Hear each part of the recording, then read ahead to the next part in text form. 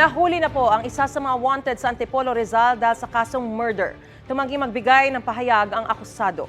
Laging una ka sa balita ni EJ Gomez, exclusive. Sa selda ang bagsak ng 30 anyos na lalaking ito matapos maaresto ng Antipolo Police sa bisa ng arrest warrant dahil sa kasong murder. Ayon sa pulisya, nangyari ang krimen sa Barangay Santa Cruz noong Hunyo ng nakaraang taon. Nakunan sa CCTV ang 40 anyos na biktima na nooy naglalakad suot ang kapote. Maya-maya, 3 lalaki ang sumunod sa kanya. Ang isa sa kanila may bitbit na patalim. Di na nahagip ng CCTV ang mismong pananaksak, pero sa isa pang anggulo, kita ang pagdaan ng biktima at mga sospek. Gayon din ang pagtakbo ng mga sospek matapos ang krimen. Nagtamo ng saksak sa dibdib ang biktima na agad niyang ikinamatay. Hindi na narecover ng pulisya ang murder weapon. Pinaghahanap pa rin ang 2 lalaking sangkot din umano sa krimen.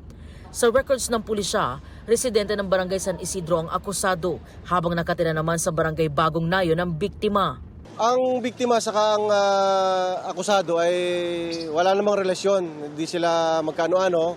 Pero ang common lang sa kanila, parehas silang may record sa barangay at record dito doon na sila ay parehas na may kaso ng pagnanakaw, snatching, robbery. And then parehas silang nasa drug watch list ng barangay. Ang akusado, miyembro rin daw ng grupo ng mga hold-upper ayon sa barangay. Itong taon to matagal na namin minamanmanan. Halos almost 1 year. Nagtaguto ng mga ilang buwan, ngayon lumutang uli, nagpakita. Marami siyang case dito na marami reklamo. Marami siyang pinurwisyon tao talaga. Tumanggi namang magbigay ng pahayag ang akusado.